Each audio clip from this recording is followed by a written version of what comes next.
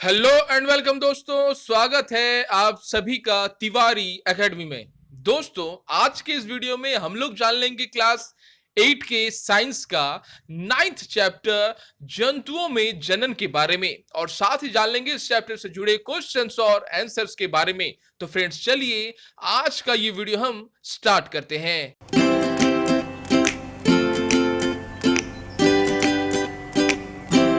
तो फ्रेंड्स, जैसा आप सभी देख पा रहे हैं, इस चैप्टर का हेडिंग है जंतुओं में जनन के बारे में। तो फ्रेंड्स, चलिए सबसे पहले हम जान लेते हैं कि आखिर इस चैप्टर में आपको कौन सी बातें बताई गई हैं। तो फ्रेंड्स, इस चैप्टर में आपको सजीवों के, ठीक है ना, एक विशेषता के बारे में बताया गया है। आपने लास्ट के क्लासेस में भी पढ़े थे कि आखिर सजीव किस तरह से निर्जीवों से अलग है। सजीवों में वो कौन कौन सी विशेषताएं पाई जाती हैं जो उसे निर्जीव से बिल्कुल पूरी तरह से अलग करती है, ठीक है ना। तो वहीं आज आपको सजीवों की एक विशेषता है, प्रजनन के बारे में बताया जाएगा कि आखिर प्रजनन किसी भी सजीव जो है वो किस तरह से संपन्न करते हैं, ठीक है ना। चाहे वह मेढक हो, चाहे वह मछली हो, या चाहे फिर वह मनुष्य ही क्यों ना हो, किस तरह से वह प्रजनन करते हैं और किस तरह से अपना अस्तित्व जो है वह अपने पृथ्वी पर बनाए रखते हैं, आज आपको बताया जाएगा जनन के बारे में।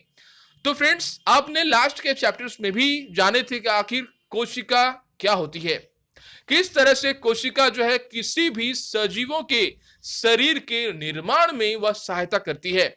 आज आपको उसी कोशिका के ही एक एडवांस के रूप में बताया जाएगा कि आखिर किस तरह से कोशिका से किसी मनुष्य का या फिर किसी भी सजीव का जो जन्म है वह किस तरह से संपन्न होता है, ठीक है ना फ्रेंड्स। तो फ्रेंड्स, जैसा आपने लास्ट के चैप्टर्स में भी जाना था कि सजीवों के शरीर की संरचनात्मक और क्रियात्मक इकाई को हम क्या कहते हैं, कोशिका। किसी एक कोशिका से ही सजीवों के शरीर का निर्माण होता है, चाहे वह चूहा हो, चाहे वह शेर हो, बाघ हो, भालू हो, या फिर कोई भी पेड़ पौधा हो, या फिर मनुष्य ही क्यों ना हो। यानी किसी भी मनुष्य के या फिर किसी भी जाति के, ठीक है ना, विभिन्न तरह के सजीवों का जो निर्माण होता है, ठीक है ना, वह एक कोशिका से ही बना होता है, ठीक है ना। ध्यान देना है, एक कोशिका से ही जन्म होता है, ठीक है ना। किसी भी एक कोशिका से ही जन्म होता है, चाहे वह कोई भी एनिमल्स हो, ठीक है ना। ध्यान देना है, चाहे वह शेर हो, बाघ हो, भालू हो, चाहे वह प्लांट्स ही क्यों ना हो। ध्यान देने वाली बात है फ्रेंड्स कि अब ये जो कोशिका होती है ना, वह कोशिका जो है किस तरह के जंतुओं में पाई जाती है। जैसे उदाहरण के रूप में अगर देखा जाए तो मनुष्य का जो शरीर होता है वह बहुकोशिकीय होता है। कहने का तात्पर्य, मनुष्य के शरीर का जो निर्माण होता है वह बहुत सारी कोशिकाओं से मिलकर बना होता है। आपने लास्ट के चैप्टर्स में भी जाने थे फ्रेंड्स, ठीक है ना। वहीं अगर सिंगल सेल यानी सिर्फ एक कोशिका की अगर बात की जाए तो क्या आप नाम बता सकते हैं सिर्फ एक कोशिका से बने जीव के रूप में कौन है? तो फ्रेंड्स, आपने लास्ट के क्लासेस में भी पढ़े थे कि अमीबा का जो शरीर होता है वह एक कोशिका से सिंगल सेल्ड होता है, ठीक है ना। ध्यान देना है। लेकिन आज आपको जान लेना है कि यह जो कोशिका है किस तरह से वह तैयार होती है, और तैयार होने के बाद किस तरह से एक बड़े आकार के रूप में, यानी कोई एक अच्छी तरह से संरचित, ठीक है ना, सुगठित, ठीक है ना, सुसज्जित आखिर किसी सजीव का निर्माण होता है, किस तरह से कोशिका का विभाजन होता है और देन तैयार होता है, ठीक है ना। तो फ्रेंड्स, जैसा आप सभी जानते हैं कि आखिर जो शेर होते हैं ना, वह शेर के बच्चे को ही जन्म देती है। हाथी हाथी के बच्चे को ही जन्म देती है। जो गाय है वह गाय के बच्चे को ही जन्म देती है, ठीक है ना। तो यह जो जन्म देने की जो प्रक्रिया है, यह आखिर क्यों इंपॉर्टेंट है, क्यों महत्वपूर्ण है जन्म देने की प्रक्रिया। तो फ्रेंड्स, आप सभी जानते हैं जितने भी सारे सजीव है ना, वह अगर अपना अस्तित्व इस पृथ्वी पर बनाए रखना चाहते हैं तो इसके लिए जरूरत होती है जनन की, ठीक है ना। याद रखना है, जनन क्यों आवश्यक है। अगर कोई भी सजीव अपने अस्तित्व को इस धरती पर बनाए रखना चाहता है तो उसके लिए आवश्यक होती है जनन की। अब आपको जान लेना है कि आखिर जनन क्या होता है। तो जनन फ्रेंड्स वह प्रक्रिया है जिसमें सजीव जो है अपने ही तरह के संतान को उत्पत्ति करने की क्षमता रखते हैं। ध्यान देना है, उसे हम कहते हैं जनन।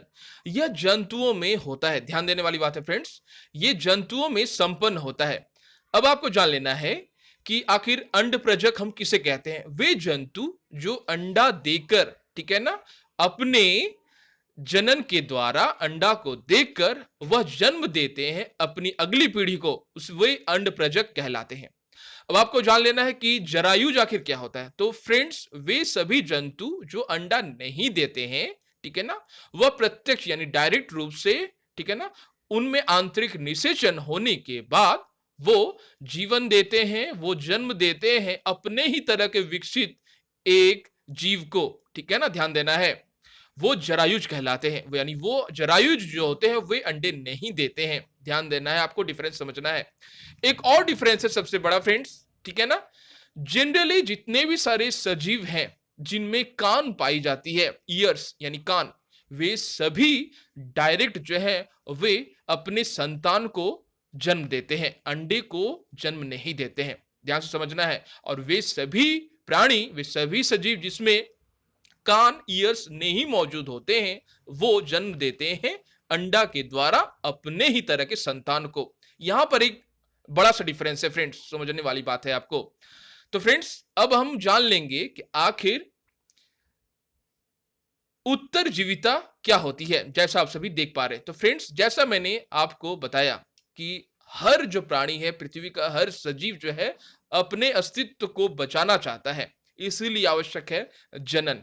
तो फ्रेंड्स, आप सभी जानते हैं कि आखिर सजीवों में कौन सी विशेषताएं पाई जाती हैं। तो फ्रेंड्स, सजीव जो है वह श्वसन करते हैं, ठीक है ना। सजीव श्वसन करने के बाद आहार को ग्रहण करते हैं, पोषण करते हैं, ठीक है ना, ध्यान देना है।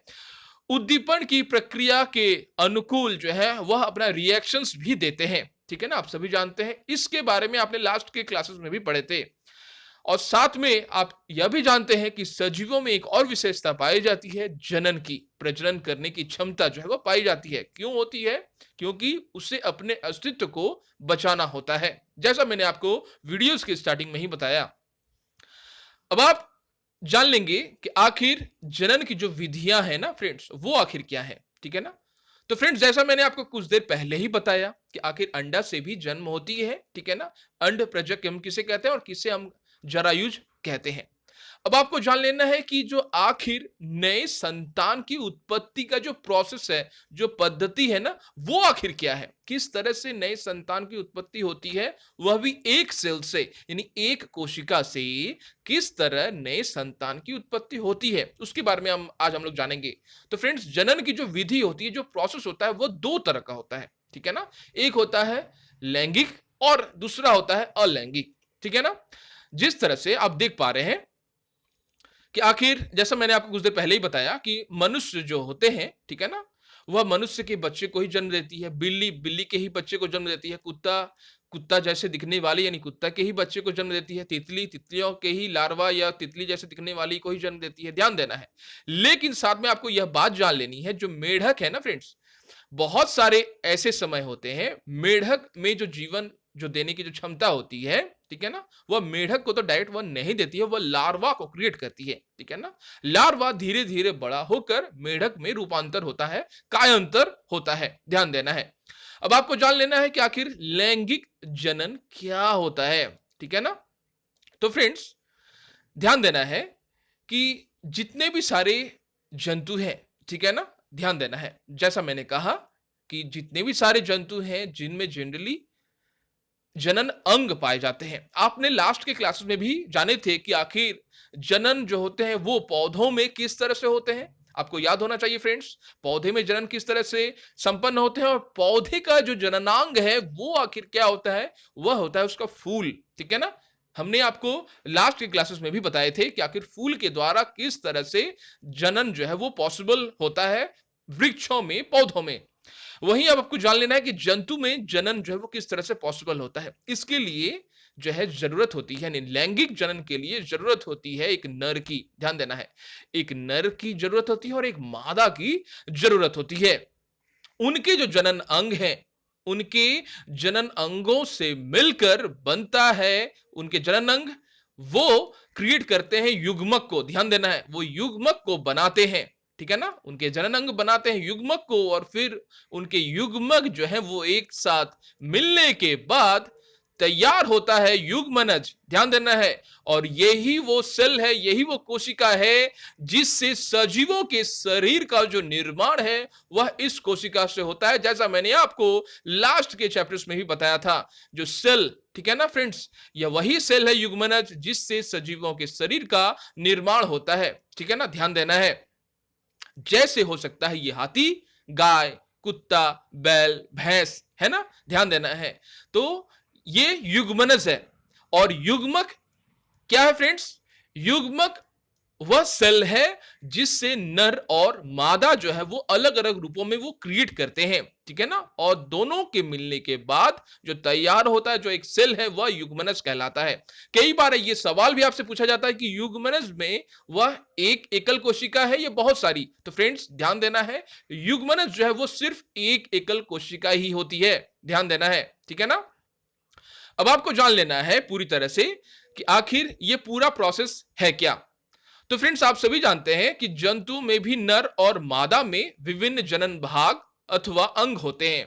पौधों की ही तरह जंतु भी नर और मादा युग्मक बनाते हैं। ठीक है ना, जो संलग्नित होकर युग्मनज बनाते हैं, जैसा मैंने आपको कहा, या युग्मनज विकसित होकर एक नया जीव बनाता है। इस प्रकार का जनन नर तथा मादा युग्मक का संलयन, ध्यान देना है, संलयन यानी मिलकर होता है, जिसे हम लोग लैंगिक जनन कहते हैं। यानी लैंगिक जनन के लिए जरूरत होती है एक मादा की और एक पुरुष की। ध्यान देना है। फिर दोनों मिलकर एक बनाते हैं युग्मक, युग्मक का क्रिएट करते हैं, और देन दोनों का युग्मक मिलकर बनाता है एक युग्मनज। ठीक है ना, जिसे हम लैंगिक जनन कह रहे हैं। ठीक है ना फ्रेंड्स। अब आपको जान लेना है कि मनुष्य के जनन भागों का आपको पता लगाना है। ठीक है ना। तो फ्रेंड्स जैसे आप सभी देख पा रहे हैं, नर जनन अंग, नर जनन अंग जो है वो आखिर किस तरह से होते हैं और किस तरह से यह प्रक्रिया जो है वह पूरी तरह से संपन्न होती है। तो फ्रेंड्स सबसे पहले हम लोग जान लेंगे कि आखिर शुक्राणु आखिर क्या होता है। जैसे आप सभी देख पा रहे हैं, तो नर जनन अंग में एक जोड़ा वृषण होता है। ठीक है ना, दो शुक्राणु की नलिका होती है और एक शिश्न होता है। ठीक है ना, एक लिंग होता है। वृषण, ठीक है ना, नर युग्मक उत्पन्न करते हैं। जैसा मैंने कहा कि अगर आपको नया जन्म देना है, ठीक है ना, एक नया बड़े से प्राणी का जो जन्म होता है वह लेकिन एक सिंगल सेल से ही जन्म होता है। ठीक है ना, यानी अगर एक सेल्स को, एक युग्मनज को अगर तैयार करना है, ठीक है ना, ध्यान देना है, तो पहले युग्मक को तैयार होना पड़ेगा। ठीक है ना, दो युग्मक को तैयार होना पड़ेगा, देन वो मिलकर बनाएंगे एक युग्मनज का निर्माण करेंगे। यहां पर यह जो युग्मक है एक क्रिएट होगा मादा से और एक क्रिएट होगा नर से। यह बात भी मैंने आपको कुछ देर पहले बताई। अब आपको जान लेना है नर यानी पुरुष। पुरुष में जो जननांग होते हैं उसमें एक जुड़ा वृषण होता है, दो शुक्राणु की नलिका होती है और एक शिशन होते हैं, जैसा आप सभी देख पा रहे हैं पिक्चर्स में भी। ठीक है ना, शुक्राणु की जो नलिका होती है वह इस तरह की शुक्राणु नलिका होती है। ठीक है ना, और यह जो भाग है वह शिश्न कहलाता है। आप देख पा रहे हैं पिक्चर्स में। ठीक है ना, और यह अब दो अंडाकृति जो आप देख पा रहे हैं इसे हम लोग कह रहे हैं वृषण, और यही जो युग्मक को तैयार करने का जो अंग है वह वृषण ही होता है। यहीं पर युग्मक जो है तैयार होते हैं। ध्यान देना है। और बिल्कुल इस शिशन से देख पा रहे हैं, ठीक है ना, यह शिशन से निकलती है युग्मक का विमोचन होता है। ठीक है ना, यह निकलती है यहां से।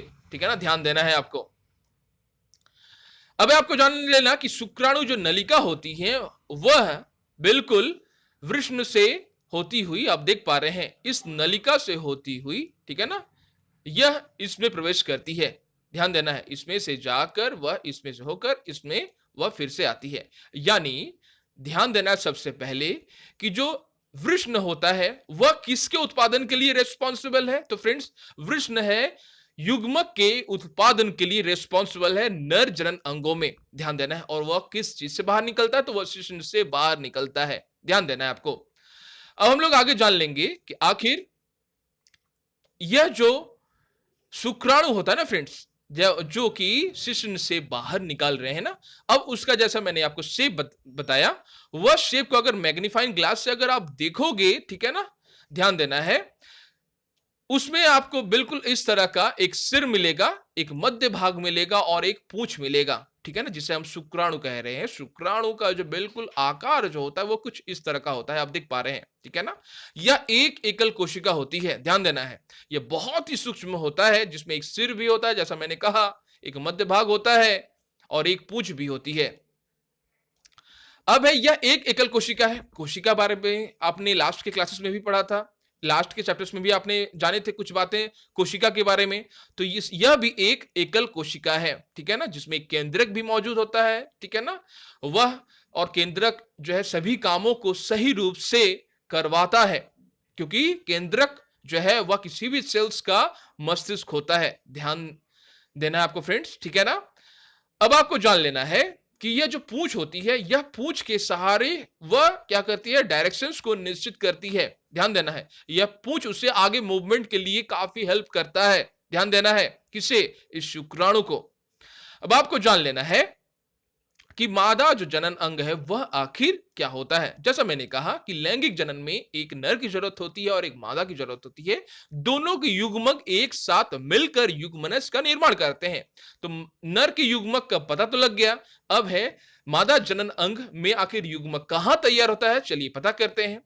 तो मादा जनन अंगों में एक जोड़ी अंडाशय होती है, ध्यान देना है, ठीक है ना, एक जोड़ी अंडाशय होती है, आप देख पा रहे हैं पिक्चर्स में।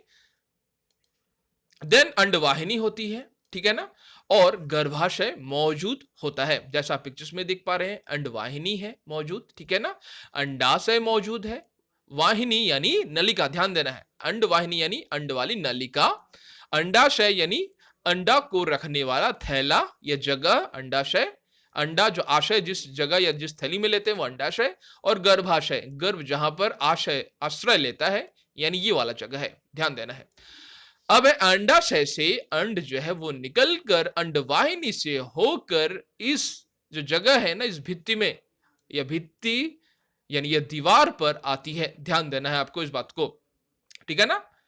अंडाशय मादा युग्मक उत्पन्न करते हैं। अब मादा जो युग्मक है, जैसा आपने नर युग्मक के बारे में जाना कि जो वृषण है वो तैयार करते हैं, तो अंडाशय जो क्या करता है वह मादा युग्मक को तैयार करता है। ध्यान देना है, यह अंडाशय मादा युग्मक को तैयार जो है ये होता है, अंडाशय में ही मादा युग्मक जो है इसमें तैयार होता है, ठीक है ना, ध्यान देना है।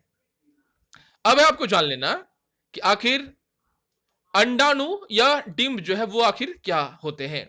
तो मादा युग्मक, जैसा मैंने कहा, जो तैयार करते हैं अंड का, उसे हम अंडाणु या डिंब कहते हैं। ध्यान देना है, स्त्रियों में जो होती है वह प्रति महीने, ठीक है ना, ध्यान देना है, दोनों अंडाशय में से किसी एक अंडाशय से एक विकसित अंडाणु अथवा डिंब जो है उनका निर्मोचन होता है, यानी अंडवाहिनी में उनका निर्मोचन होता है, जो कि गर्भाशय का वह भाग जहां शिशु का विकास होता है। शुक्राणु की तरह अंडाणु भी एक एकल कोशिका है, जैसा आप पिक्चर्स में भी देख पा रहे हैं, ठीक है ना।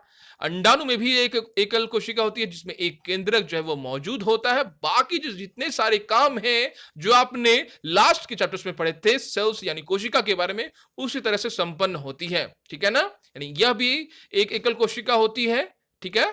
और ये जो शुक्राणु होता है वह भी एक एकल कोशिका होता है, जैसे आपने कुछ देर पहले जाना पिक्चर्स में, ठीक है ना, ध्यान देना है, यह भी एक एकल कोशिका होती है। और अंडाशय की जो डिंब होती है वह भी एक एकल कोशिका होती है। अब है इनका निर्मोचन होने की वाली बात है। अब आपको समझना है कि आखिर किस तरह से निषेचन की जो प्रक्रिया है वह संपन्न होती है, ठीक है ना फ्रेंड्स। आप पिक्चर्स में भी देख पा रहे हैं, ये जो आप देख पा रहे हैं पिक्चर्स में, ठीक है ना, बहुत सारे एक ही समय में, ठीक है ना, मानव के शरीर से युग्मक जो है एक ही बार में कई लाखों करोड़ों जो है वो निकलते हैं, ध्यान देना है, ठीक है ना, जो कि काफी रफ्तार पूर्वक, ठीक है ना, वह मिलने की प्रक्रिया करता है किसे, अंडाणु से, ध्यान देना है, ठीक है ना। ये अंडाणु किसमें मौजूद होते हैं, ये मादा में मौजूद होते हैं। शुक्राणु जो है वह पुरुष में मौजूद होते हैं। एक साथ ही लाखों करोड़ों निकलते हैं, जो कि काफी तेज गति से वह मिलने की कोशिश करता है संगलित संयुक्त होने की कोशिश करता है, संयुक्त होने की कोशिश करता है, ठीक है ना, इस अंडाणु से। आप देख पा रहे हैं पेजेस में, यानी यहां भी एक एकल कोशिका, यह भी एक एकल कोशिका है, यह भी एक एकल कोशिका है, ठीक है ना। अब ये दोनों मिलने की कोशिश करते हैं, ध्यान देना है। लेकिन आपको जान लेना है कि शुक्राणु को जो प्रविष्ट होता है वह इस द्वार से भी होता है, ध्यान देना है। काफी लाखों हजारों जो है वो एक साथ जो है काफी तेज जाने की कोशिश करते हैं, मिलने की कोशिश करते हैं। किसके साथ? ये अंडाणु के साथ मिलने की कोशिश करते हैं, ठीक है ना। इसमें से सिर्फ जो सबसे शक्तिशाली जो होता है, काफी ताकतवर होता है, ठीक है ना, वह ही सिर्फ यहां तक पहुंच पाता है निषेचन होने के लिए। यानी मादा और नर दोनों के जो युग्मक होते हैं, दोनों के मिलने के बाद ही निषेचन की जो प्रक्रिया होती है वह संपन्न होती है। यानी निषेचन प्रोसेस में होता क्या है, निषेचन प्रक्रिया में मादा युग्मक और नर युग्मक जो है वो आकर मिलते हैं, जैसा आप पिक्चर्स में भी देख पा रहे हैं, ठीक है ना। युग्मनज में काफी बार ये सवाल भी पूछा जाता है, जो युग्मनज होता है वह इसके बाद का प्रोसेस है, ठीक है ना। निषेचन का जो बाद का प्रोसेस है वह है युग्मनज का तैयार होना, जिसमें जो केंद्रक होते हैं वह दो होते हैं, ठीक है ना। अब देख पा रहे हैं संलग्नित केंद्रक जो है ये दो तरह से होकर, ठीक है ना, ध्यान देना है। यही वह युग्मनज जो है वह प्रविष्ट है नए जीवन के उत्पत्ति का जो प्रारंभ है, यही है वह जगह। यहां पर आप देख पा रहे हैं, यहां पर दो सेल्स यानी दो कोशिका में केंद्रक पाए जाने वाला जगह, मादा युग्मक नर युग्मक दोनों मिलकर ये तैयार कर लेते हैं, आप देख पा रहे हैं, ठीक है ना। यही वह मेन जगह है, यही वह मुख्यारंभ है, प्रारंभ है किसी भी जीवन के उत्पन्न होने की, ठीक है ना फ्रेंड्स। अब आपको जान लेना है कि आखिर निषेचन का जो प्रोसेस होता है वो आखिर क्या होता है। तो जनन प्रक्रम का पहला चरण शुक्राणु और डिंबाणु का संलयन हो गया, यानी दोनों मिल गए। जब शुक्राणु अंडाणु के संपर्क में आते हैं तो शुक्राणु अंडाणु के साथ मिलकर तैयार होता है निषेचन की प्रक्रिया, ठीक है ना। दोनों मिल जाते हैं, दोनों के संयुक्त होने का जो प्रोसेस है उसे ही हम लोग निषेचन कह रहे हैं। दोनों के निषेचन होने के बाद क्या होता है, वो एक हो जाते हैं, ठीक है ना, जिससे तैयार होता है युग्मनज। काफी बार आपको एग्जाम्स में भी पूछे जाते हैं फ्रेंड्स, आखिर निषेचन कौन सा प्रोसेस है और कौन से प्रोसेस के बाद युग्मनज जो है वो तैयार होते हैं, ठीक है ना। अब आपको जान लेना है कि आखिर नई संतति में जो लक्षण होते हैं, ठीक है ना, बहुत समय ऐसा देखा गया है जो नई संतति में जो लक्षण होते हैं, कुछ लक्षण अपनी माता से आते हैं और कुछ लक्षण अपनी पिता से आते हैं, वंशानुगत। ध्यान देना है, वंश परंपरा से आते हुए बहुत सारे लक्षण हैं, जैसा मैंने आपको लास्ट के चैप्टर्स में भी बताया था। बहुत ऐसे आपके फ्रेंड्स होंगे जिसके आप देखोगे कि आंखें जो होती है वह नीली होती है या फिर भूरी होती है, जो हो सकता है उसके माता या पिता के आंखें जो है वो भूरी होती हैं, इसके कारण से उसके जो संतान है उसकी भी आंखें भूरी या फिर नीली है, ठीक है ना। ध्यान देना है आपको। अब आपको जान लेना है, यह जो निषेचन होता है ना फ्रेंड्स, निषेचन में जो युग्मनज तैयार होते हैं, यहीं से डिवीजन जो है सेल का जो है वह बिल्कुल सेल का डिवीजन जो है वो शुरू हो जाता है। आप देख पा रहे हैं यहां पर दो केंद्रक हैं, ठीक है ना। आप देख पा रहे हैं यहां पर दो केंद्रक का जो मौजूदगी है यहां पर युग्मनज का क्रिएट करता है। अब आपको जान लेना है कि ये जो निषेचन होता है वह किस तरह संपन्न होता है, वह कितने प्रकार का होता है। तो फ्रेंड्स, निषेचन जो होते हैं वो जनरली आंतरिक निषेचन होते हैं मनुष्यों में। ध्यान देना है, मनुष्य में जो निषेचन होता है वह आंतरिक निषेचन होता है, यानी वह निषेचन जो मादा के शरीर के अंदर होता है उसे हम आंतरिक निषेचन कहते हैं। यह सवाल कई बार आपको एग्जाम्स में भी पूछे जाते हैं, जैसे एग्जाम्पल के रूप में मनुष्य, गाय, कुत्ते, मुर्गियां, ठीक है ना। ध्यान देना है, इसमें निषेचन जो होता है वह आंतरिक होता है, अंदर होता है फ्रेंड्स, ठीक है ना। अब आपको जान लेना है कि आखिर निषेचन जो है बहुत समय देखा गया है, ऐसा प्रक्रम है जिसे हम लोग परख नली शिशु कहते हैं, जो कि शरीर के बाहर होता है, ठीक है ना।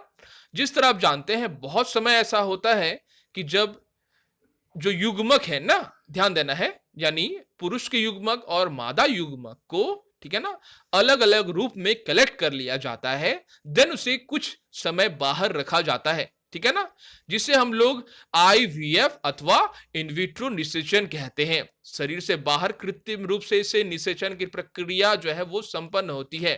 ठीक है ना, ध्यान देना है।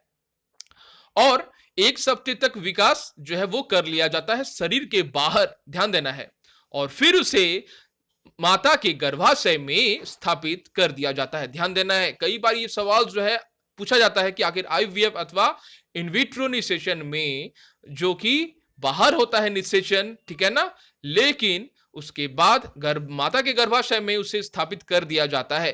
किसे? उस युग्मनज को। ध्यान देना है, ठीक है ना, और वहीं पर धीरे धीरे वह पूर्ण विकसित होता रहता है। इस प्रक्रिया को हम लोग परख नली शिशु भी कहते हैं। परख नली शिशु आखिर क्या होता है? बहुत समय आपको एग्जाम्स में भी पूछा गया है, ठीक है ना फ्रेंड्स, आपको याद रखना है। माता के गर्भाशय में पूर्ण विकसित होता है तथा शिशु का जन्म सामान्य शिशु की तरह ही होता है। इस तकनीक से जन्मे शिशु को हम लोग परख नली शिशु कहते हैं, ठीक है ना, ध्यान देना है। परख नली यह एक मिथ्या नाम है, क्योंकि शिशु का विकास लेकिन परख नली में तो नहीं होता है, माता के गर्भाशय में ही होता है। चूंकि यह जो है कुछ देर के लिए बाहर रखे जाते हैं ना, दो युग्मक, नर युग्मक और मादा युग्मक, जो कुछ देर के लिए, कुछ दिन के लिए बाहर रखे जाते हैं, इसीलिए इसका जो नाम है वो परख नली शिशु ही रख दिया गया है। लेकिन जो विकसित है, जो विकास है, वो माता के गर्भाशय में ही होता है। ध्यान देना है। अब आपको फ्रेंड्स जान लेना है कि आखिर मेढक जो है ना फ्रेंड्स, वो किस तरह से अपना विकास करते हैं, अपना प्रजनन करते हैं। आप सभी जानते हैं बसंत अथवा वर्षा ऋतु में मेढक जो है, टोड जो है, वह पोखर में क्या करते हैं, मंद गति से बहते झरने की ओर जाते हैं। वहां पर मादा जो है वो अंडे देती है, ठीक है ना, और फिर उस पर नर जो है वह शुक्राणु छोड़ देता है। ध्यान देना है। और प्रत्येक शुक्राणु लंबी पूंछ के साथ जल में इधर उधर तैरते रहते हैं और फिर अंड कोशिका के साथ संपर्क में आते हैं। इसके फलस्वरूप क्या होता है? निषेचन, यानी नर युग्मक और मादा युग्मक के मिलने का जो प्रोसेस है निषेचन कहलाता है, जैसा आपने जाना। और इस प्रकार का निषेचन जिसमें नर और मादा युग्मक का संलयन होता है, मिलन होता है, उसे हम बाह्य निषेचन कहते हैं। क्योंकि ये शरीर के अंदर नहीं हुआ है फ्रेंड्स, ये शरीर के बाहर निषेचन की प्रक्रिया जो है वह संपन्न हो रही है, ठीक है ना। जल में दोनों ही निषेचन करते हैं, आप देख पा रहे हैं, दोनों ही युग्मक को रिलीज करते हैं। इस प्रकार जो जल है उसमें आप देख पा रहे हैं मेढक के जो अंडे होते हैं वो कुछ इस प्रकार से दिखाई देते हैं, जहां पर नर जो है वह शुक्राणु को रिलीज करता है, छोड़ता है, ठीक है ना, और मादा जो वो अंडे को छोड़ती है।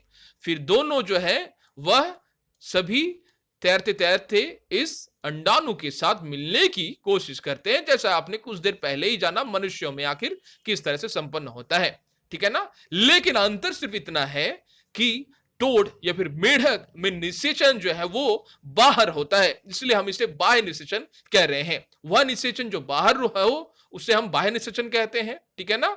युग्मक का मिलन बाहर होता है, निषेचन इसलिए बाह्य निषेचन कहलाया। और जो युग्मक जो मिलते हैं वो शरीर के अंदर अगर मिलते हैं तो वह आंतरिक निषेचन कहलाता है, ठीक है ना। अब है एग्जाम्पल के रूप में कि बहुत ऐसी मछलियां हैं, ठीक है ना, मछलियां, स्टारफिश जैसे जलीय प्राणी में जो निषेचन होता है वह बाहर होता है। ध्यान देना है, ठीक है ना।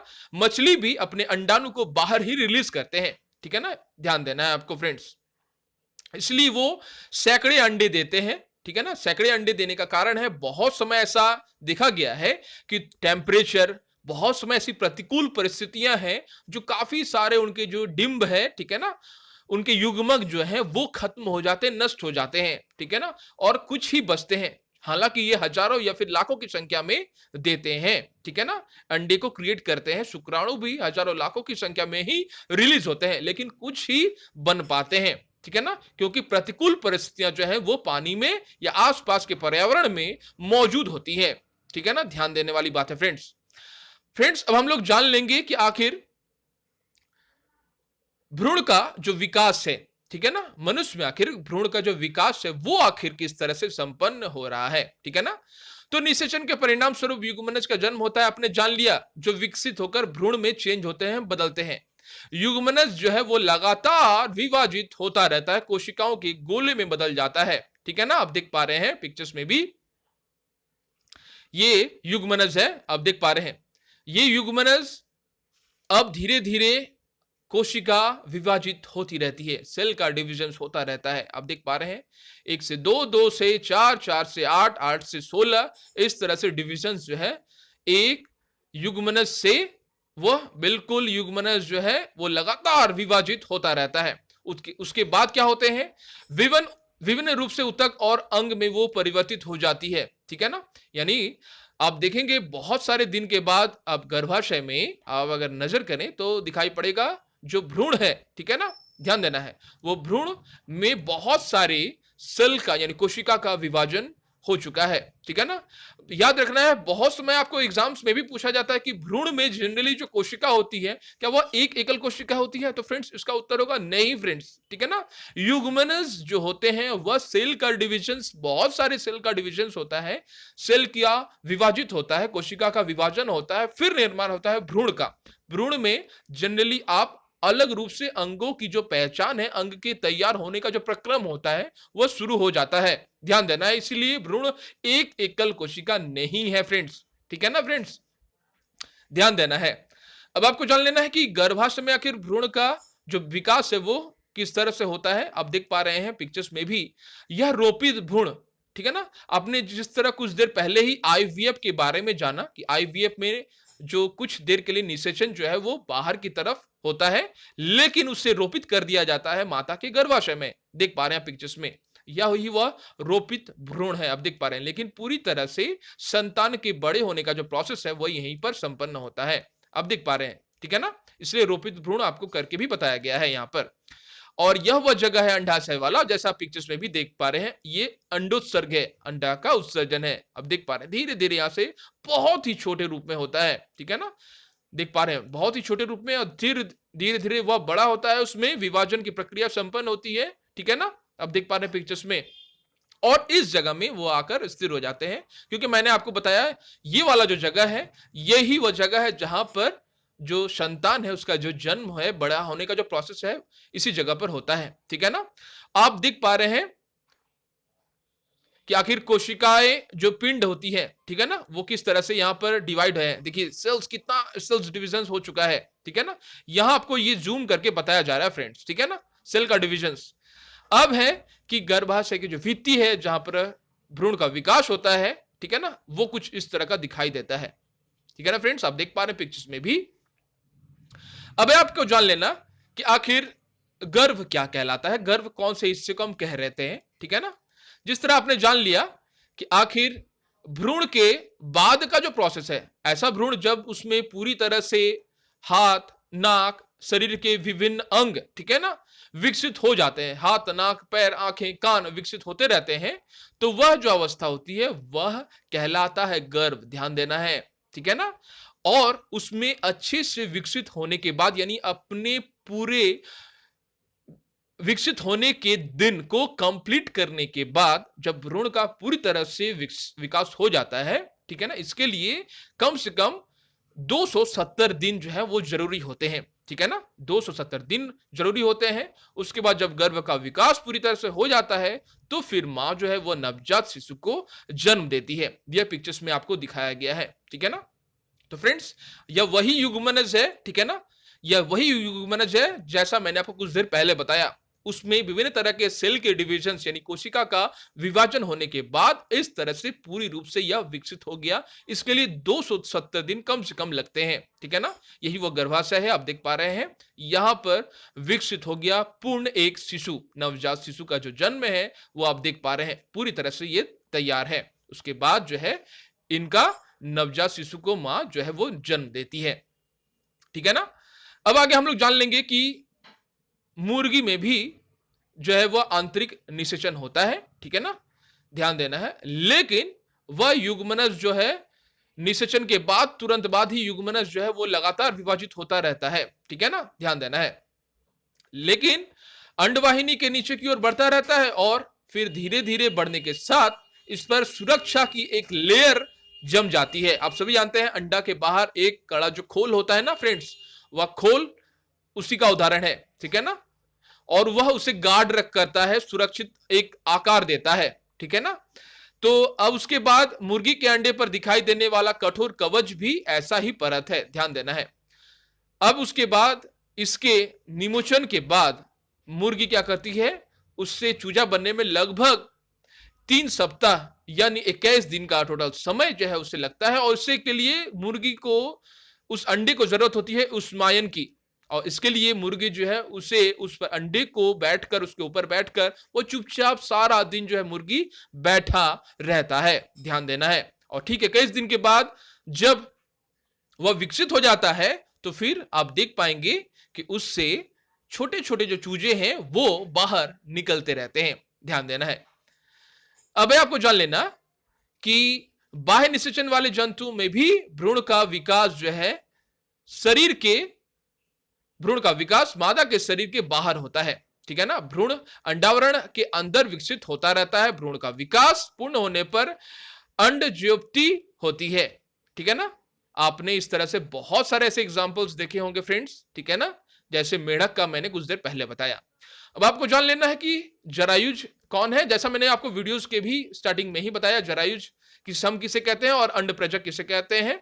वे जंतु जो सीधे शिशु को जन्म देते हैं जरायुज कहलाते हैं, और वे जंतु जो अंडा देते हैं उसे अंडप्रजक हम कहते हैं, ठीक है ना फ्रेंड्स, आपको याद रखनी है। अब हम लोग जान लेंगे कि आखिर शिशु से जो वयस्क है वह बिल्कुल पूरी तरह से अलग होता है, ध्यान देना है। शिशु जो कि वयस्क से पूरी तरह से अलग दिखाई देता है, और ध्यान देने वाली बात है कि शिशु जो होती है वह अपने प्राप्ति दिन को खत्म करने के बाद ही उसका जो जन्म है वह निश्चित रूप से होता है, ध्यान देना है, ठीक है ना। अब आपको जान लेना है कि मेढक में भी अंडे का जो प्रारंभ है, ठीक है, वहां से वयस्क होने का जो प्रक्रम है वह विभिन्न अवस्थाओं में वह कंप्लीट होता है। इसके लिए अवस्था होती है 3। मेढक के लिए वह होती है पहला अंडा, दूसरा है टेडपोल, और फिर होता है क्रिएट वयस्क से, यानी अंडा से क्रिएट होता है, उत्पत्ति होती है टेडपोल या लार्वा की, फिर लार्वा धीरे धीरे वयस्क में परिवर्तित होता रहता है, जैसा आप पिक्चर्स में भी देख पा रहे हैं फ्रेंड्स। ये मेढक, ठीक है ना, वह अंडा देता है और अंडा के बाद वह क्रिएट होता है, अंडा धीरे धीरे बड़ी होती है वह टेडपोल में, जहां पर उसके पास पूंछ भी एक स्ट्रक्चर जो मौजूद होता है, ठीक है ना।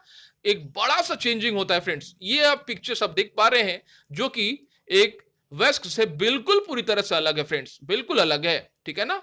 और यहां पर टेडपोल के बाद जो टेडपोल है उसका विकसित रूप जो है वह शुरू होता है। जिस तरह आप देख पा रहे हैं उसमें जो हाथ आप देख पा रहे हैं, ठीक है ना, उसमें आंखें जो है वो विकसित हो चुके हैं, मुंह की जो बनावट है वह विकसित हो चुकी है, ठीक है, लेकिन यह भी टेडपोल ही है, ठीक है ना।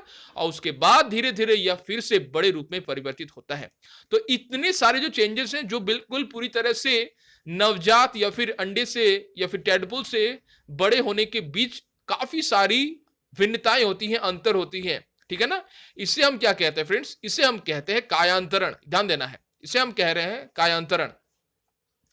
टेडपोल रूपांतरित होकर वयस्क में बदल जाता है, ठीक है ना, जो छलांग लगा सकता है और तैर सकता है, लेकिन कुछ विशेष परिवर्तन के साथ, ध्यान देना है फ्रेंड्स, कुछ विशेष परिवर्तन के साथ टेडपोल का वयस्क में रूपांतरण कायांतरण कहलाता है, ठीक है ना। जैसे जैसा हम बड़े होते हैं हमारे शरीर में किस प्रकार के परिवर्तन आप देखते हैं उस प्रकार आप सोचते हैं हमारा शरीर भी कायांतरण होता है, ठीक है ना। आप देख पा रहे हैं मनुष्य में जो जन्म लेते हैं ना फ्रेंड्स, मनुष्य के जो शिशु होते हैं वो नवजात शिशु कहलाता होता है, ठीक है ना, कहलाता है, जिसमें वयस्क के समान जो है सभी अंग मौजूद होते हैं, ध्यान देना है, ठीक है ना। क्योंकि यह आंतरिक निषेचन में पूर्ण रूप से उसे कंप्लीट होने में 270 दिन का लगभग समय लग जाता है, पूर्ण रूप से, ठीक है ना, युग्मनज के विकसित होने में मनुष्यों में। याद रखनी है आपको इन बातों को। और कायांतरण में मेढक में होता क्या है, उसमें जो विकास है वो बाहर आपको दिखाई देता है, ठीक है ना, किस तरह से धीरे धीरे परिवर्तन दिखाई दे रहा है, आपको पिक्चर्स में भी मैंने आपको बताया, ठीक है ना, आप देख पा रहे हैं फ्रेंड्स। आगे बढ़ेंगे फ्रेंड्स, देख लेंगे कि आखिर अलैंगिक जनन आखिर क्या होता है, ठीक है ना। जैसा मैंने आपको कुछ देर पहले ही बताया कि जो जनन है वह 2 प्रक्रम से पूरा होता है, एक लैंगिक दूसरा अलैंगिक। लैंगिक में मादा और नर दोनों की जरूरत होती है, लेकिन अलैंगिक वह प्रजनन की क्षमता है या वह प्रक्रिया है जहां पर सिर्फ मादा या फिर सिर्फ नर ही एक नए अपनी जैसी संतान को उत्पत्ति करने की क्षमता रखते हैं, ठीक है ना, वह अलैंगिक जनन कहलाती है, ध्यान देना है। जैसे हाइड्रा जो है या फिर बहुत सारे ऐसे सूक्ष्म जीव दरसू आपने देखे होंगे या फिर अमीबा इस प्रकार के जनन को संपन्न करते हैं। ध्यान देना है आपको, ठीक है ना। तो फ्रेंड्स, आप हाइड्रा के बारे में आप देख पा रहे हैं, हाइड्रा का जो मातृ जो कोशिका है, ठीक है, जो मूलभूत कोशिका है, ठीक है ना, जो पेरेंट्स कोशिका है, उससे धीरे धीरे हाइड्रा का जन्म किस तरह से संपन्न हो रहा है आप देख पा रहे हैं। शरीर में एक संरचना जो है वो उभरी हुई होती है, ठीक है ना, हाइड्रा में। और धीरे धीरे ये संरचनाएं जो होती है वो बड़ी होती रहती है और एक समय ऐसा आता है कि वो पूर्ण रूप से विकसित हो जाती है और शरीर से अलग हो जाती है फिर, ठीक है ना। ध्यान देना है आपको। तो हाइड्रा में इस तरह मुकुलन के रूप में, ये मुकुलन है, मुकुल है, आप देख पा रहे हैं, ठीक है ना, थोड़ा सा बाहर निकला हुआ भाग है। हाइड्रा में मुकुलन की प्रक्रिया के द्वारा जो जनन है वो इस तरह से संपन्न होता है। यानी हाइड्रा में जो प्रोसेस हाइड्रा फॉलो करती है वह अलैंगिक जनन का होता है, ठीक है ना। सिर्फ एक नर या मादा से ही एक नए संतान की उत्पत्ति होती है, जन्म होता है। आप पिक्चर्स में भी देख पा रहे हैं, जिसे हम मुकुल कह रहे हैं। तो मुकुल क्या बोला मैंने फ्रेंड्स आपको कुछ देर पहले, कि प्रत्येक हाइड्रा में एक या अधिक से एक उभार जो है वो दिखाई देता है, या उभार विकसित होते नए जीव की उत्पत्ति करते, जिसे हम मुकुल कह रहे हैं, ठीक है ना। यही वो मुकुल है। यह अलैंगिक प्रजनन का जो है सबसे बेस्ट एग्जांपल्स है, ठीक है ना। ध्यान देना है आपको। हाइड्रा में एक एकल जनक से निकलने वाले ऊर्ध्व से एक नए जीव का विकास होता है, जैसा मैंने फ्रेंड्स आपको कुछ देर पहले ही बताया। अब आपको जान लेना है कि आखिर हाइड्रा में मुकुलन से नया जीव विकसित होता है, इसलिए इस प्रकार के जनन को हम मुकुलन कह रहे हैं, ठीक है ना। अब आपको जान लेना है कि अमीबा में आखिर किस तरह से जनन जो है वो संपन्न होते हैं। आप देख पा रहे हैं एक अलैंगिक जनन की दूसरी विधि भी है, अमीबा में दिखाई देती है। वह क्या है फ्रेंड्स, आप देख पा रहे हैं पिक्चर्स में, द्विखंडन विधि है वो, देख पा रहे हैं। अमीबा आप देख पा रहे हैं कि मैग्नीफाइंग ग्लास वो कुछ इस तरह के दिखाई देते हैं। अमीबा का कोई बिल्कुल अपना आकार आकृति नहीं होता है, आपने लास्ट की क्लासेस में भी पढ़े थे फ्रेंड्स, ठीक है ना। बिल्कुल सीडियोपोडिया, फॉल्स फीट, ठीक है ना, जो पैर है इसमें का कोई निश्चित आकार नहीं होता है। जब भी उसके पास कोई भी शिकार मिलता है तो वह अपने शरीर को आगे बढ़ाने लगता है, फिर उससे उस पदार्थ को खाने ले लेता है, ठीक है ना। आपने लास्ट के क्लासेस में भी पढ़े थे किस तरह से हाइड्रा जो है अपना पोषण करता है। अब है वह प्रजनन कैसे करता है, तो प्रजनन वो इस तरह से करता है, आप देख पा रहे हैं उसमें एक सेल्स मौजूद होते हैं। अब केंद्रक जो है वो धीरे धीरे विभाजित होती रहती है, ठीक है ना। आप देख पा रहे हैं एक सेल से दो सेल्स बनने का प्रोसेस, यहां देखिए आप, यहां पर अभी भी वो जुड़ा हुआ है, ठीक है ना, लेकिन एक जो केंद्रक है उसमें वो अलग दो बनने की चाहत होती है। एक केंद्रक जो है, आप देख पा रहे हैं ये केंद्रक अगर है वह कुछ इस तरह से वो बनने लगने की कोशिश करता है, ठीक है ना। वह कुछ इस तरह से 8 आप देख पा रहे हैं उस तरह से बनने की कोशिश करता है, यानी एक केंद्रक विभाजित होना चाहता है दो केंद्रकों में, आप देख पा रहे हैं। ए यानी पहला पार्ट आप देख पा रहे हैं, बी नंबर 2 वाला प्रोसेस अब केंद्रक विभाजित केंद्रक, और सी में आप देख पाएंगे पूरी तरह से वह जो है उसका जो शरीर है आप देख पा रहे हैं बीच से दो टुकड़ों विभाजित में, दो टुकड़ों में वो बढ़ चुका है, ठीक है ना। संतति यही दो संतान हो चुके हैं, ठीक है ना। यानी मेन केंद्रक से मेन जो मुख्य जो केंद्रक, ये चाहे वह मादा हो सकते हैं या फिर नर हो सकते हैं, दोनों से द्विखंडन के दौरान बन जाते हैं दो संतति, ठीक है ना। परिणाम स्वरूप एक जनक से दो अमीबा बनते हैं। इस प्रकार अलैंगिक जनन को, जिसमें जीव विभाजित होकर संतान दो संतति की उत्पन्न करता है, संतति को उत्पन्न करता है, उसे हम लोग द्विखंडन कहते हैं, ठीक है ना। याद रखना आपको, इसमें केंद्रक मेन होता है, जैसा मैंने आपको बताया था, केंद्रक ही पूरी तरह से जो है पूरा सेल का जो मस्तिष्क है वो कहलाता है। केंद्र की यह निश्चय करता है कि कब विभाजित होना है, हमें ध्यान दें फ्रेंड्स। अब आपको कुछ बातें जान लेनी है क्लोनिंग के बारे में। क्लोनिंग की सहायता से भी जो संतति है ना वो अपने बच्चे को जन्म देते हैं, याद रखना है। लेकिन साथ में आपको यह बात भी याद रखनी है, यह प्राकृतिक रूप से नहीं होता है फ्रेंड्स, ठीक है ना। नेचर से यानी प्राकृतिक रूप से सेल से केंद्रक को लेकर, ठीक है ना, उसे तैयार किया जाता है कृत्रिम रूप से, यानी मनुष्यों की सहायता से, ठीक है ना। हम मनुष्य जो है उनकी सहायता से बनाए गए जितने भी सारे जीवधारी हैं जिसे हम कृत्रिम रूप से उत्पन्न करते हैं, ठीक है ना।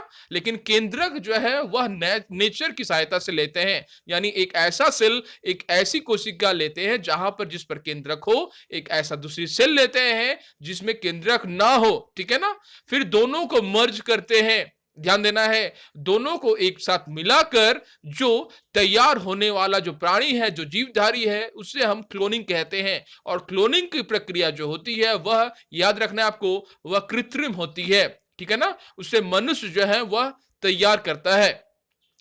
उस पर एक कहानी है डॉली की, जहां पर डॉली का जो जन्म है वह क्लोनिंग के ही माध्यम से होता है, याद रखना है, ठीक है ना। वो भी स्कॉटलैंड के एक इंस्टीट्यूट में उसका जन्म होता है, ठीक है ना। डॉली एक भेड़ है, ठीक है ना, आप देख पा रहे हैं पिक्चर्स में भी उसका जन्म होता है 5 जुलाई 1996 को। लेकिन साथ में आपको यह बात भी याद रखनी है फ्रेंड्स कि डॉली एक ऐसा पहला स्तनधारी जो प्राणी है, ठीक है ना, उसके पहले कोई भी स्तनधारी प्राणी क्लोनिंग के माध्यम से उसका जन्म नहीं हुआ था। साथ में आपको एक विपरीत इफेक्ट और प्रभाव जो है वो भी दिखाई देंगे, क्लोन करके बनाया गया, ठीक है ना, जीवधारी, कोई भी जीवधारी उसके शरीर में, ठीक है ना, बहुत सारी कमियां जो है वह दिखाई देती हैं। बहुत समय ऐसा देखा गया है कि क्लोनिंग करते वक्त, क्लोनिंग से पहले ही जब विकास होता है ना भ्रूणों का, जब सेल्स जब उनके विकसित होते रहते हैं, कोशिका का विभाजन होता रहता है, उसके कुछ देर बाद जब भ्रूण की अवस्था में ही उसकी मृत्यु हो जाती है, ठीक है ना, या फिर जन्म लेने के कुछ दिन या कुछ साल बाद मृत्यु जो है वह बिल्कुल रूप से निश्चित होती है, क्योंकि इसमें बहुत सारे जो गुण हैं वह अभाव में होते हैं। ध्यान देना है, क्योंकि क्लोन वाले जो जंतु होते हैं उनका जो जन्म के समय बहुत सारी उनके पास विकृतियां जो है वह मौजूद होती है, क्योंकि क्लोनिंग जो है वह एक कृत्रिम रूप से तैयार किया गया प्रक्रिया है, ठीक है ना। तो फ्रेंड्स चलिए इस वीडियो में आगे बढ़ते हैं और जान लेते हैं इस चैप्टर से जुड़े क्वेश्चंस और आंसर्स। फ्रेंड्स आप देख पा रहे हैं यहां आपको 9 सवाल जो है वो पूछे जाएंगे, ठीक है ना फ्रेंड्स, और आपको सही रूप से उसका जो आंसर है वो आपको बताने हैं। तो फ्रेंड्स चलिए देख ले रहे हैं कि आखिर प्रश्न नंबर 1 में हमसे क्या पूछे गए हैं। जैसा आप सभी देख पा रहे हैं प्रश्न नंबर 1, सजीवों के लिए जनन क्यों महत्वपूर्ण है, समझाइए। वो आपको समझाना है कि आखिर सजीवों के लिए क्यों जनन जो है वो महत्वपूर्ण है, ठीक है ना, आप देख पा रहे हैं। तो फ्रेंड्स जैसा मैंने आपको वीडियोस में भी बताया कि किसी भी स्पीसीज यानी किसी भी जाति को अगर निरंतरता चाहिए, अगर उनके अस्तित्व को बचाए रखना है, तो जरूर रूप से प्रजनन आवश्यक है, ठीक है ना। अगर वह ऐसा भी चाहे कि कोई सजीव अगर ऐसी चाहत रखते हैं कि उनकी जो पीढ़ी है आगे बढ़े, ठीक है ना, उनका अस्तित्व जो है वो नष्ट ना हो, खत्म ना हो इस धरती पर, तो फिर प्रजनन आवश्यक है। तो यह सजीवों की विशेषताओं में से एक विशेषता है, जैसा मैंने आपको फ्रेंड्स वीडियोस में भी बताया। तो फ्रेंड्स चलिए देख ले रहे हैं इस सवाल का उत्तर जो हमें किस तरह से देना है। सबसे पहले आपको लिखना है फ्रेंड्स, किसी स्पीसीज की निरंतरता के लिए प्रजनन जो है वो आवश्यक है। ये सबसे पहले आपको लिखना है कि किसी भी स्पीसीज, किसी भी जाति, ठीक है ना, कोई भी विशेष रूप से पाए जाने वाले सजीव की जाति जो निरंतरता चाहती है, जो कंटिन्यूअस चाहती है कि उसका अस्तित्व जो है इस पृथ्वी पर बचा रहे, तो इसके लिए प्रजनन जो है वो आवश्यक है, रिप्रोडक्शन जो है वो आवश्यक है। नंबर 2 पॉइंट में आप लिखेंगे फ्रेंड्स कि यह एक जैसे जीवों में, ठीक है ना, यह एक जैसे जीवों में पीढ़ी दर पीढ़ी निरंतरता बनाए रखना सुनिश्चित करता है। यह इसकी दूसरी सबसे बड़ी विशेषता है कि यह एक जैसे जीवों में, ठीक है ना, एक ही तरह के जीवों में, हो सकता है कि यह काव हो या फिर गाय हो या फिर बैल हो या फिर घोड़ा हो या फिर मनुष्य हो, ठीक है ना, एक ही जैसे जीवों में पीढ़ी दर पीढ़ी, यानी एक पीढ़ी से फिर आएगा दूसरा पीढ़ी, फिर उसके दूसरे पीढ़ी से तीसरे पीढ़ी, तीसरी पीढ़ी से चौथी पीढ़ी, यह अगर वह निरंतर अगर चाहती है कि हमारा यह वंश, हमारा अस्तित्व इस पृथ्वी पर बना रहे, तो फिर इसे जो है वो प्रजनन करना चाहिए, ठीक है ना, चाहे कोई भी विशेष जाति के हो या फिर विशेष तरह के सजीव हो, ठीक है ना, याद रखना है आपको, यह सजीवों की ही विशेषता में से एक है, जैसा मैंने फ्रेंड्स आपको वीडियोस में भी बताया। आगे बढ़ेंगे फ्रेंड्स, देख लेंगे प्रश्न नंबर 2 में हमसे क्या पूछा गया है। जैसा आप सभी देख पा रहे हैं प्रश्न नंबर 2, मनुष्य में निषेचन प्रक्रम को समझाइए, ठीक है ना फ्रेंड्स, यह आपका सवाल नंबर 2 है, जहां पर आपसे पूछा जा रहा है कि जो मनुष्य में जो निषेचन की जो प्रक्रिया है उसे आपको समझाने हैं फ्रेंड्स, ठीक है ना, याद रखना है। तो फ्रेंड्स चलिए देख ले रहे हैं कि इस सवाल का उत्तर हमें किस तरह से देना है। जैसा आप सभी फ्रेंड्स देख पा रहे हैं कि मनुष्य में सबसे पहले उत्तर के रूप में आपको लिखना है कि मनुष्य में लैंगिक जनन होता है, ठीक है ना, याद रखना है। जैसा मैंने आपको वीडियोस में भी बताया फ्रेंड्स कि आखिर लैंगिक जनन होता क्या है। सबसे पहला जो आपको लाइन है आंसर्स का, इसी से स्टार्ट करनी है कि मनुष्य में लैंगिक जनन होता है। नर प्रजनन अंग, ध्यान देना है, नर प्रजनन अंग शुक्राणु पुरुष युग्मक पैदा करते हैं, जबकि मादा युग्मक अंडाणु यानी मादा युग्मक उत्पन्न करते हैं। याद रखना है, ठीक है ना। देन आपको लिखना है कि शुक्राणु महिला शरीर के अंदर प्रवेश करते हैं, जहां वे अंडाणु के साथ संलिग्ध हो जाते हैं और युग्मनज का निर्माण होता है। ध्यान देना है फ्रेंड्स, ठीक है ना। यानी क्या होता है कि जो नर प्रजनन अंग जो शुक्राणु होते हैं वो पुरुष युग्मक जो पैदा करती है, वह क्या करती है, महिला शरीर के अंदर जब प्रवेश करती है तो जहां वे अंडाणु के साथ मिलकर यानी संलिग्ध होकर क्या करते हैं, युग्मनज का निर्माण करते हैं, ठीक है ना, जिसे हम लोग आंतरिक निषेचन कहते हैं। ध्यान देने वाली बात है फ्रेंड्स, यहां आपको यह बात भी लिखना है कि इसे हम आंतरिक निषेचन कहते हैं, ठीक है ना। आगे बढ़ेंगे फ्रेंड्स और लिखना है आपको कि युग्मनज का एक भ्रूण में विकसित होना शुरू होता है, जो मादा गर्भाशय भित्ति से ही जुड़ता है। ध्यान देना है, क्या होता है, युग्मनज एक भ्रूण में धीरे धीरे विकसित होना शुरू होता है, जो मादा गर्भाशय भित्ति से ही जुड़ा होता है। आगे आपको लिखना है कि भ्रूण आगे कई कोशिकाओं में गुना होता है। क्या होता है, कोशिकाओं का गुणन होता है। कहने का तात्पर्य जो कोशिका का डिविजन होता है, विभाजन होता है, ठीक है ना, उनका गुणन होता है। और गर्भ नामक एक छोटे बच्चे में आगे ये चलकर विकसित होता है, ठीक है ना फ्रेंड्स। इस तरह से आपको इस सवाल का उत्तर देना है कि पूरा जो प्रोसेस है संक्षेप में आपको बतानी है, जैसा मैंने आपके लिए आंसर शीट्स में भी आपके लिए लिख के रखा है फ्रेंड्स। आगे बढ़ेंगे फ्रेंड्स और देख लेंगे कि आखिर प्रश्न नंबर 3 में हमसे क्या पूछे गए हैं। प्रश्न नंबर 3 आप देख पा रहे हैं, सर्वोचित उत्तर चुनिए। जो सबसे उचित जो उत्तर है वह आपको चुनना है, यह आपसे प्रश्न नंबर 3 में पूछा जा रहा है। तो फ्रेंड्स सबसे पहले देख लेंगे कि आखिर सवाल क्या है। नंबर क में पूछा जा रहा है आपसे कि आखिर आंतरिक निषेचन होता है। ध्यान देना है, आंतरिक निषेचन होता है तो क्या होता है, इसका विकल्प जो है आपको 4 दिए गए हैं। मादा के शरीर में, मादा के शरीर से बाहर, नर के शरीर में और नर के शरीर से बाहर, ये 4 आपको दिए गए हैं विकल्प। तो फ्रेंड्स आपको बताना है, क्योंकि आपने वीडियोस में भी देखा, आपके पूरे चैप्टर्स में भी पूरी बातें को अच्छी तरह से समझाई गई है कि आखिर आंतरिक निषेचन हम किसे कहते हैं। तो फ्रेंड्स जैसा मैंने आपको वीडियोस में भी कहा कि मादा के शरीर के अंदर ही आंतरिक निषेचन होता है, जैसा इसके शब्द से ही पता चलता है, आंतरिक मतलब अंदर, ठीक है ना। तो इसका उत्तर आपको लिखना है नंबर 1, मादा के शरीर के अंदर, यह होगा सही उत्तर, ठीक है ना फ्रेंड्स। आगे बढ़ेंगे, नंबर ख में देख लेंगे कि क्या हमसे पूछा गया है।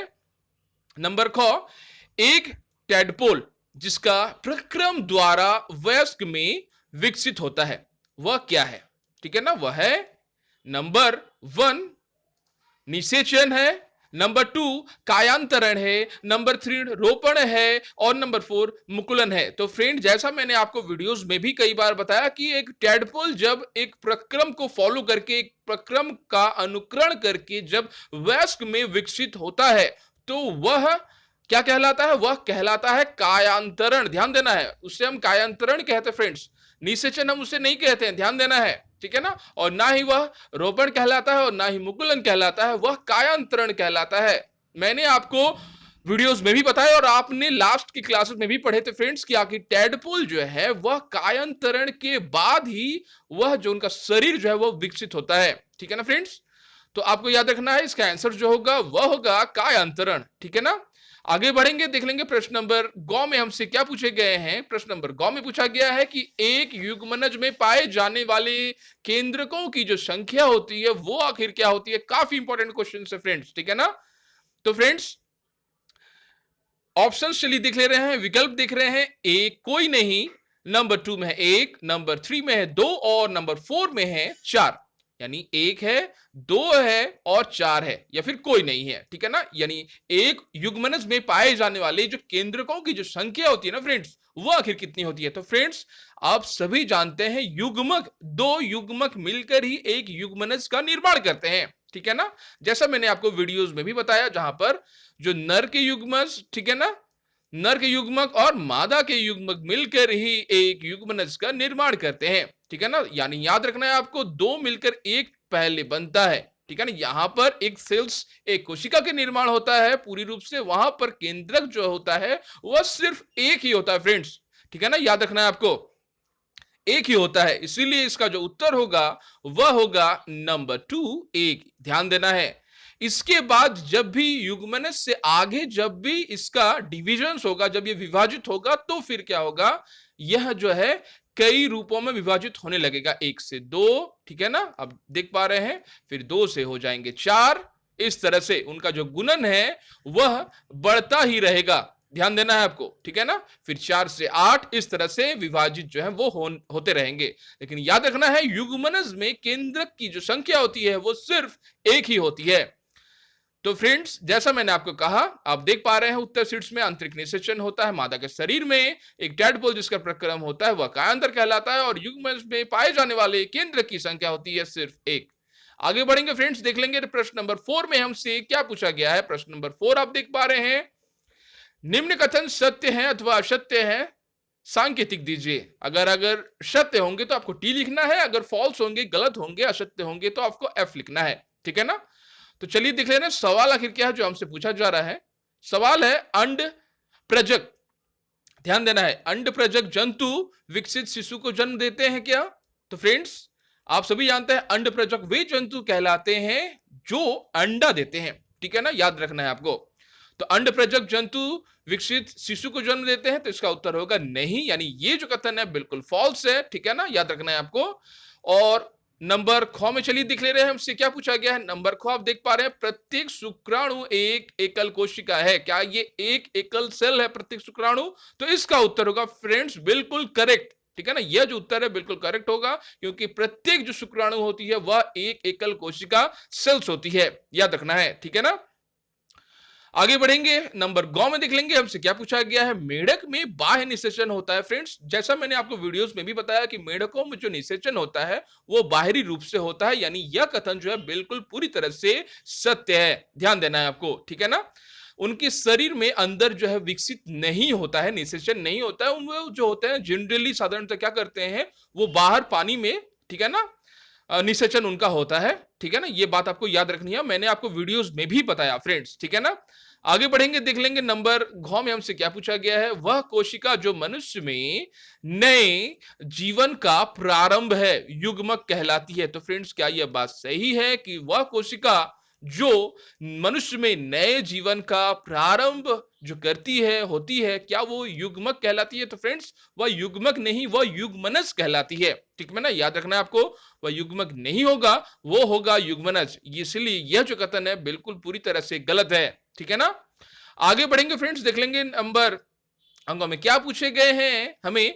निषेचन के पश्चात दिया गया अंडा एक एकल कोशिका होता है, ठीक है ना। निषेचन के बाद जब निषेचन हो जाते हैं तो उसके बाद जो अंडा होता है क्या वह एक एकल ही कोशिका है, ठीक है ना, इसे आपको पहले समझना है, ठीक है ना। जैसा मैंने आपको वीडियोस में भी बताया कि निषेचन के बाद जो अंडा होता है, ठीक है ना, वह एक एकल कोशिका जो है बिल्कुल पूरी तरह से कहलाता है, ध्यान देना है, यानी ये जो कथन है बिल्कुल पूरी तरह से सत्य है, जैसा आप सभी देख पा रहे हैं। फ्रेंड्स अब हम लोग आगे बढ़ेंगे, देख लेंगे नंबर प्रश्न 4 में हमसे क्या पूछा गया है। अब देख पा रहे हैं प्रश्न नंबर 4, ठीक है ना, अमीबा मुकुलन द्वारा जनन करता है। तो फ्रेंड्स क्या आपने लास्ट की क्लासेस में भी देखे थे कि आखिर अमीबा के बारे में भी आपने जाना था कि अमीबा किस तरह से पोषण को संपन्न करता है। तो फ्रेंड्स इस वीडियोस में भी आपने जाना कि आखिर अमीबा जो होता है वह मुकुलन के द्वारा जनन नहीं करता है फ्रेंड्स, ठीक है ना, याद रखना है आपको। वह विखंडन, ठीक है ना, वह विखंडन पद्धति को अवलंबन करता है, ध्यान देने वाली बात है फ्रेंड्स, विखंडन पद्धति को अवलंबित करके वह जनन करता है। अमीबा एक कोशिकीय जो है वह प्राणी होता है, ठीक है ना। वह जो है प्रजनन करने के लिए, जनन करने के लिए उसके पास कोई अलग रूप से अंग नहीं होता है, इसलिए वह विखंडित होकर ही वह अपना जनन, अपनी संख्या को बढ़ाता है। यानी अमीबा मुकुलन द्वारा जनन करता है, यानी ये बात पूरी तरह से गलत है, ठीक है ना। आगे बढ़ेंगे, देख लेंगे प्रश्न नंबर 6 में हमसे क्या पूछा गया है, अलैंगिक जनन में भी निषेचन आवश्यक है। क्या यह बात फ्रेंड्स सही है कि अलैंगिक जब जनन होगा तो उसमें भी निषेचन आवश्यक है? तो फ्रेंड्स यह बात जो है पूरी तरह से गलत है कि अलैंगिक जनन में निषेचन आवश्यक है, क्योंकि आप जान रहे हैं अलैंगिक जनन में, ठीक है ना, कोई मादा होंगे या फिर कोई एक पुरुष ही पूरी तरह से संतान की उत्पत्ति के लिए उत्तरदायी होंगे, इसीलिए यहां पर निषेचन जो है वह आवश्यक नहीं है। यानी ये जो बात है अलैंगिक जनन में भी निषेचन आवश्यक है, यानी ये बात पूरी तरह से गलत है, ठीक है ना। आगे बढ़ेंगे फ्रेंड्स और देख लेंगे प्रश्न नंबर जौ में हमसे क्या पूछा गया। आप देख पा रहे हैं प्रश्न नंबर जौ, द्विखंडन अलैंगिक जनन की एक विधि है। तो बात बिल्कुल पूरी तरह से फ्रेंड्स सच है कि द्विलैंगिक, ठीक है ना, द्विखंडन अलैंगिक जनन की ही एक विधि है। आप सभी जानते हैं कि हाइड्रा जो होता है वह इसी तरह से, हाइड्रा में जनरली होता है मुकुलन, ठीक है ना, मुकुलन जो होता है वह जनरली अलैंगिक जनन की विधि है, और द्विखंडन यानी दो पार्ट में विभक्त हो जाना, ठीक है ना, जो कि अमीबा होता है, वह द्विखंडन भी अलैंगिक जनन की ही एक विधि है। इसलिए यह बात जो है वो पूरी तरह से सच है कि द्विखंडन अलैंगिक जनन की विधि है। आगे बढ़ेंगे फ्रेंड्स, देख लेंगे अगला जो सवाल है उसमें क्या पूछा गया है, निषेचन के परिणाम स्वरूप युग्मनज का युग्मनज बनता है। तो फ्रेंड्स आप सभी जानते हैं निषेचन के बाद, ठीक है ना, जब भी निषेचन हो जाते हैं तो उसके बाद ही युग्मनज का निर्माण होता है, ठीक है ना। याद रखने वाली बात है फ्रेंड्स, और आपको याद अच्छे तरह से ये रखना है कि निषेचन के बाद, ठीक है ना, निषेचन कब होता है, जब मादा, ठीक है ना, मादा का युग्मक और नर का युग्मक, ठीक है ना, ये मादा का युग्मक है और ये नर का अगर युग्मक है, ये दोनों जब एक साथ मिलते हैं, संयुक्त होते हैं, तो फिर निषेचन होता है, उसे हम निषेचन कहते हैं। और निषेचन के बाद ही जो युग्मक है, युग्मनज है, वो तैयार होता है। ये युग्मक होते हैं, याद रखना है, ठीक है ना, ये होते हैं युग्मक, ठीक है ना, और ये जब निषेचन के बाद जो बनता है वो युग्मनज कहलाता है, ठीक है ना फ्रेंड्स। इसलिए यह कथन पूरी तरह से सच है। आगे बढ़ेंगे फ्रेंड्स, देख लेंगे नंबर, आगे के सवाल में क्या पूछा गया हमसे, भ्रूण एक एकल कोशिका का बना होता है। तो फ्रेंड्स क्या आप सभी जानते हैं जो भ्रूण होता है क्या वह एक एकल कोशिका का बना होता है? तो फ्रेंड्स आप सभी जानते हैं कि भ्रूण जो है वह एक एकल कोशिका का नहीं, बिल्कुल गलत है यह बात कि भ्रूण एक कोशिका का बना होता है। वह एक से अधिक कोशिका का बना होता है, जिसमें धीरे धीरे आप अगर काफी ध्यान से अगर देखा जाए तो भ्रूण में एक से अधिक कोशिका बनी होती है, ठीक है ना, याद रखना है। क्योंकि फर्टिलाइजेशन के बाद, ठीक है ना, जब सेल का डिवीजन होता है ना फ्रेंड्स, तो यहीं पर भ्रूण में काफी सारे हद तक जो है वो सेल डिवीजन हो चुका होता है, याद रखने वाली बात है। इसीलिए भ्रूण एक एकल कोशिका नहीं है, ध्यान देना है आपको, ठीक है ना, भ्रूण एक एकल कोशिका नहीं है, इसलिए यह बात जो है पूरी तरह से गलत है, ठीक है ना। याद रखना आपको बातों को, जिस तरह आप देख पा रहे हैं आंसर शीट्स में भी मैंने आपको बताया है कि आखिर कौन सा सही है और कौन सा गलत है, ठीक है ना। आप देख पा रहे हैं मैंने आपके लिए पूरी तरह से बना के रखा है फ्रेंड्स, ठीक है ना। आगे बढ़ेंगे फ्रेंड्स, देख लेंगे प्रश्न नंबर 5 में हमसे क्या पूछे गए हैं। प्रश्न नंबर 5 आप देख पा रहे हैं, युग्मनज और गर्भ में दो भिन्नताएं आपको बतानी है, ठीक है ना। युग्मनज और गर्भ में दो भिन्नताएं दीजिए।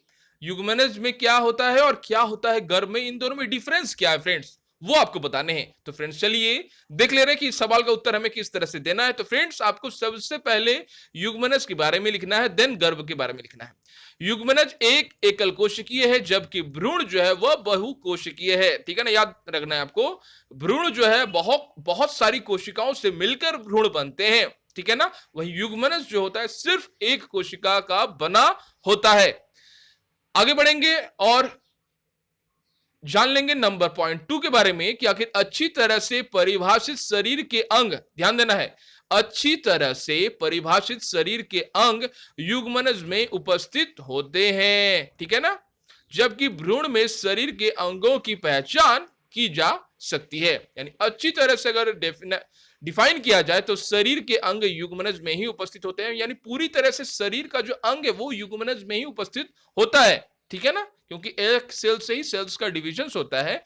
लेकिन भ्रूण में आप अलग अलग रूप से अंगों की पहचान जो है वो बड़ी ही आसानी से कर लेते हैं, क्योंकि आप जानते हैं निषेचन के बाद ही युग्मनज का निर्माण होता है, और निषेचन के बाद जब युग्मनज का निर्माण होता है, युग्मनज में हालांकि जो सेल्स है, जो कोशिका है, उसमें केंद्रक जो है वो एक ही मौजूद होते हैं, ठीक है ना, ध्यान देना है।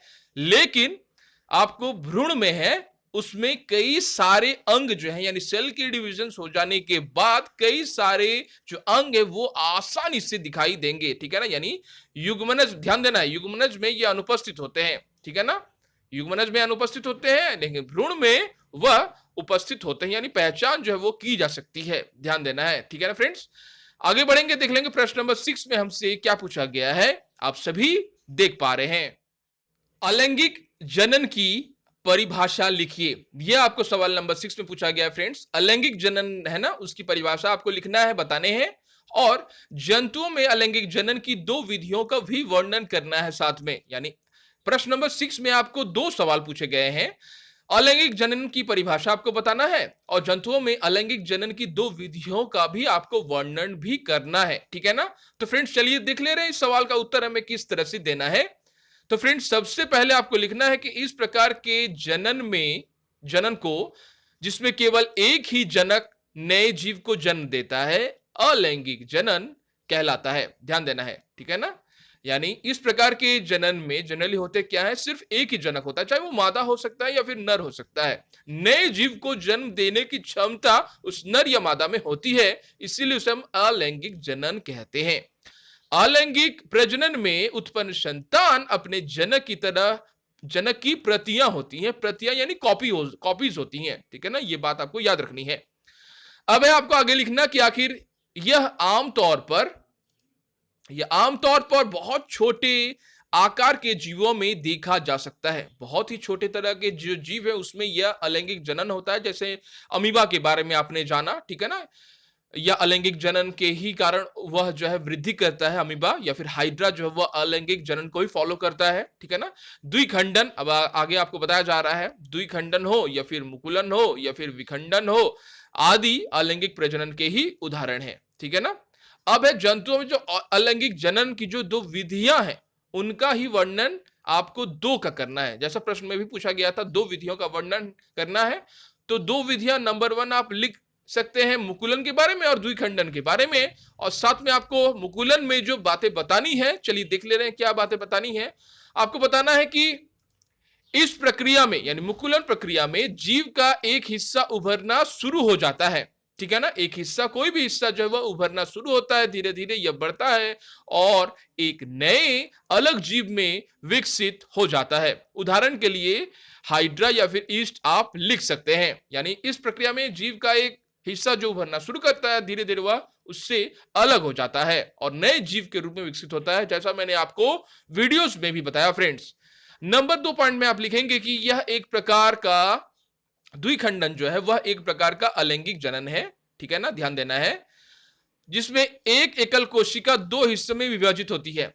एक एकल कोशिका 2 हिस्सों में, ठीक है ना, यानी 2 हिस्सों में विभाजित होती है। द्विखंडन के माध्यम से प्रजनन करने वाले जीव जो है वह है जीवाणु और अमीबा, ध्यान देना है। यानी द्विखंडन भी एक प्रक्रिया है अलैंगिक जनन की, और मुकुलन भी एक प्रक्रिया है अलैंगिक प्रजनन की, ठीक है ना। इसमें आपको 2 ही बताने थे।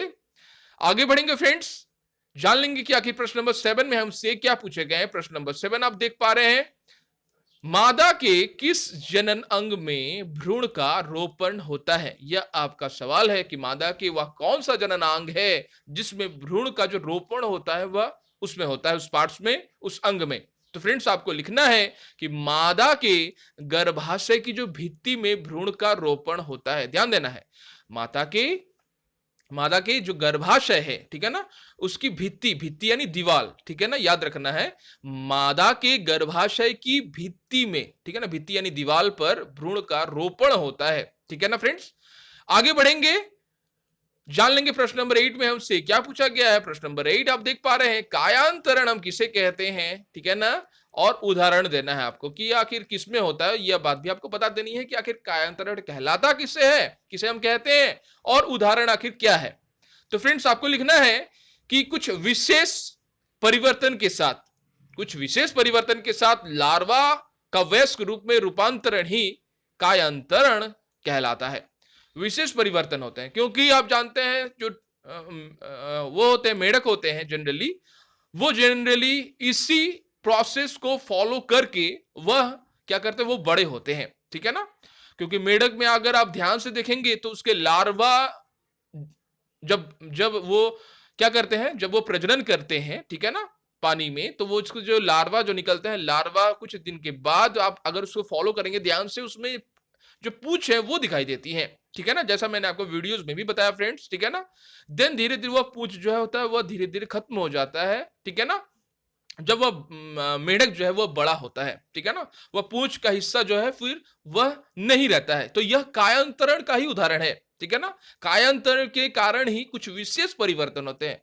और आपको यह बात भी याद रखनी है, जो मेढक होता है वह जो श्वसन करता है वह त्वचा के साथ भी श्वसन करता है, ठीक है ना, ध्यान देना है। और फिर अपने हिस्से फेफड़ों का भी इस्तेमाल करता है, ध्यान देना है। कायांतरण एक जैविक प्रक्रिया है जिसमें कोशिका वृद्धि और विभेदन द्वारा पशु के शरीर की संरचना में अचानक आकस्मिक परिवर्तन जो है वह शामिल होता है, ठीक है ना। और यह आमतौर पर उभयचर यानी जो जल में भी रहते हैं, जो स्थल में भी रहते हैं, उभयचर और कीटों में ही देखा जाता है। जो कीट होते हैं आप सभी जानते हैं, कीटों का जन्म जनरली आपने तितलियों के बारे में भी जाना है, ठीक है ना, अपने मेढक के भी बारे में जाना है, ठीक है ना। और जो सिल्क वॉर्म है उसके बारे में भी आपने जाना है, ठीक है ना। तो उदाहरण के लिए आप लिख देंगे फ्रेंड्स, उदाहरण के लिए मेढक और जो तितलियां हैं उनका जो जीवन का जो परिवर्तन होता है, उनके जीवन का परिवर्तन में जब वो वयस्क बनते हैं ना लार्वा से, तो वह जो प्रोसेस है वो कायांतरण प्रोसेस के ही कारण होता है। आगे बढ़ेंगे फ्रेंड्स, देख लेंगे कि आखिर प्रश्न नंबर 9 में हमसे क्या पूछा गया है। प्रश्न नंबर 9 आप देख पा रहे हैं, आंतरिक निषेचन और बाह्य निषेचन जो है उसमें आपको भेद यानी अंतर जो है वो आपको बताना है। आखिर आपने इस चैप्टर्स को पढ़कर आखिर क्या समझा कि आखिर आंतरिक निषेचन क्या होता है और क्या होता है बाह्य निषेचन, ठीक है ना, आप देख पा रहे हैं।